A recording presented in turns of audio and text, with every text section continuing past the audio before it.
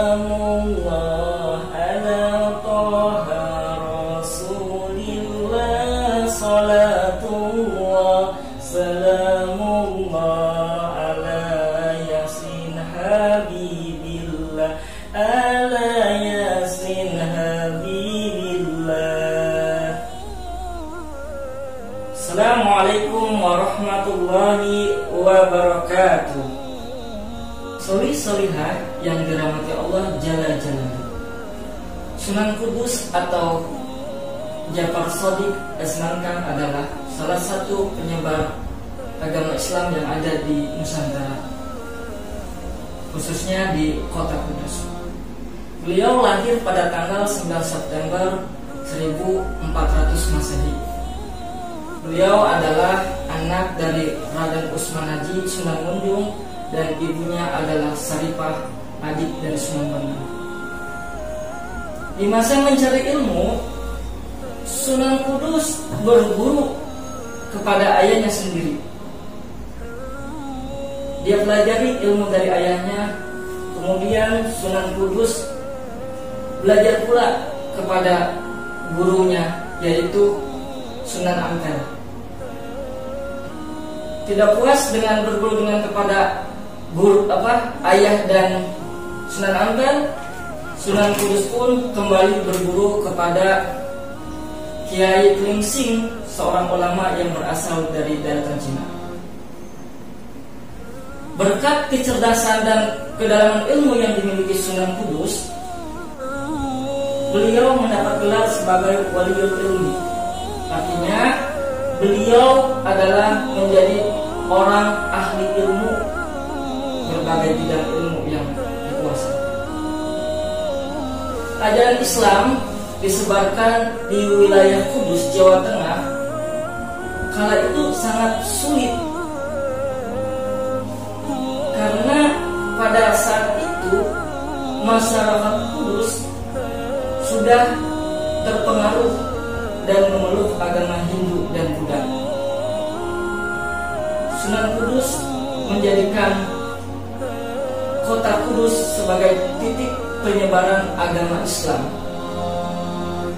Sunan Kudus ketika itu harus memutar otak untuk menemukan berbagai cara bagaimana dakwah itu bisa dilakukan di kota Kudus. Dengan metode dakwah yang harus lemah lembut, tidak memaksa, dan harus bisa memikat hati para umat Hindu dan Buddha pada saat itu. Sehingga Sunan Kudus dia mendapatkan pencerahan dari Allah Subhanahu wa Ta'ala. Dia pakai satu metode dalam Al-Quran, surat An-Nahl ayat 125. A'udzu billahi minasyaitonir rajim. Bismillahirrahmanirrahim. Ud'u ila sabili rabbiki bil hikmah wal mau'izatu hasanah wajadilhum billati hiya ahsan. Jadi Sunan Kudus itu berdakwah dengan menyeru masyarakat itu dengan lemah lembut, dengan hikmah kebijaksanaan, tanpa mau maksa. Kenapa? Karena kalau kita merubah keyakinan umat Hindu atau Buddha pada saat itu dengan frontal, maka bisa dikatakan dakwah Sunan Kudus pada saat itu pasti gagal.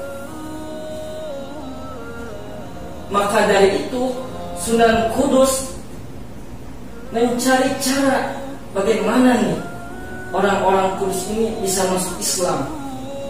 Bagaimana nih masyarakat Kudus ini bisa berpaling dari agama sebelumnya ke agama Islam. Maka salah satu strategi dakwah yang dilakukan Sunan Kudus yang pertama adalah membangun masjid, dengan arsitektur mirip, dengan kebudayaan agama Hindu dan Buddha. Masjid apa yang dibangun?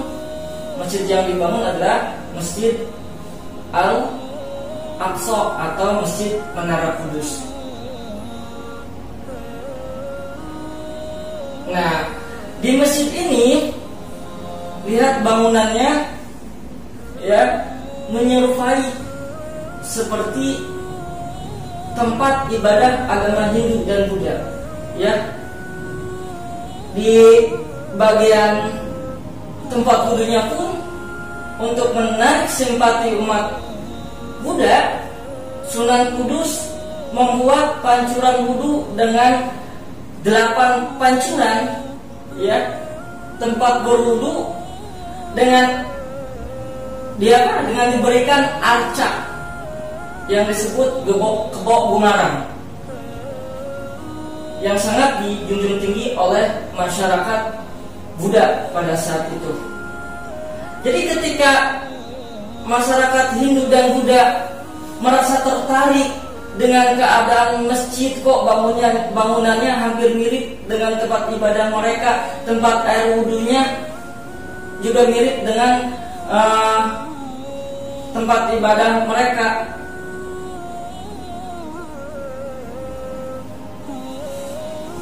Itu semua dilakukan bukan semata-mata untuk mencampur adukan antara agama Hindu dengan agama Buddha, bukan, melainkan itu adalah strategi bagaimana caranya masyarakat Hindu Buddha itu mau masuk agama Islam dengan pelan-pelan, dibuat senang dulu hatinya supaya simpati dulu dengan orang-orang Islam. Kemudian setelah mereka tertarik simpati, barulah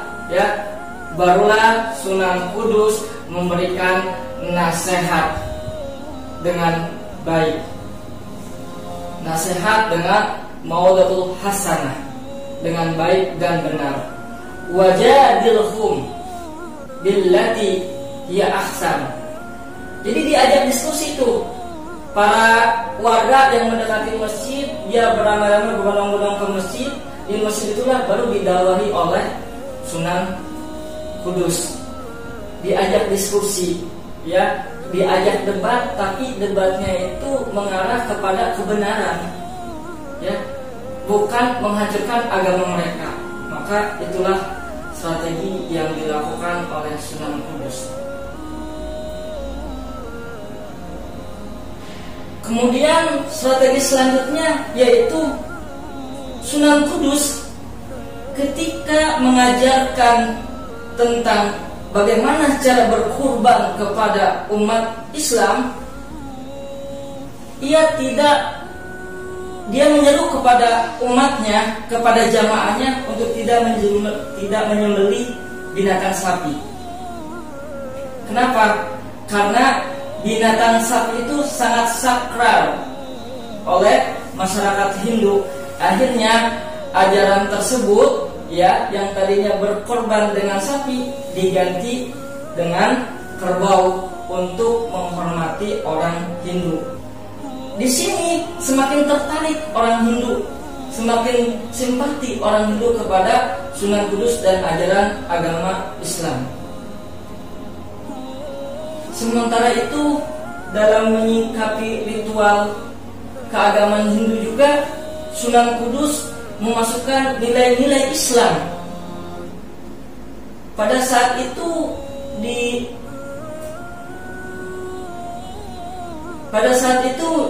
di kebudayaan Hindu itu ada yang namanya syukuran atau selamatan yang disebut ritual mitoni, ya, di mana masyarakat Hindu itu membuat sesajen disembahkan kepada patung-patung, kepada dewa-dewa, sehingga Sunan Kudus yang melihat itu, dia merasa terpanggil hatinya dan bergerak bahwa, wahai masyarakat Kudus yang beragama Hindu Buddha, dengan kata-kata yang lembut, hikmah, penuh kasih sayang, dia berkata, syukuran boleh, berkurban boleh, tapi tujukan jangan kepada ruh-ruh, tunjukkan rasa syukur ini kepada Allah Subhanahu wa Ta'ala.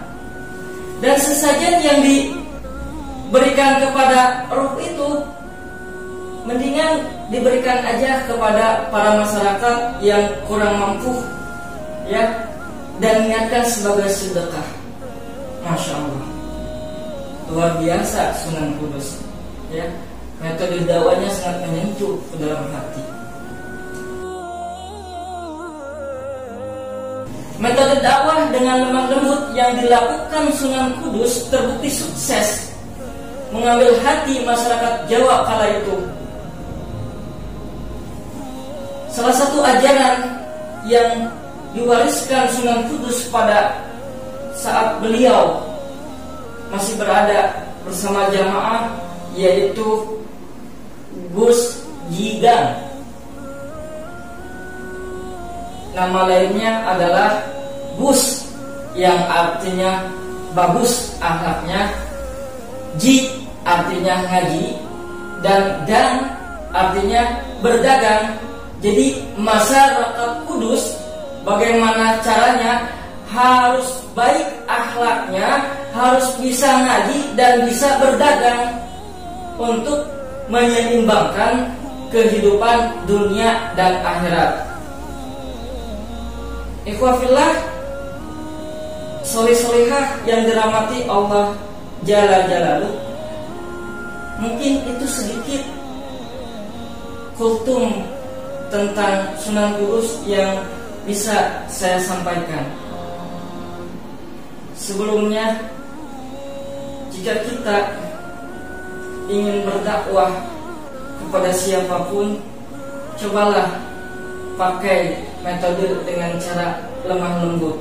Ud'u ila sabili rabbika bil hikmah wal mau'izatil hasanah wajadilhum billati hiya ahsan.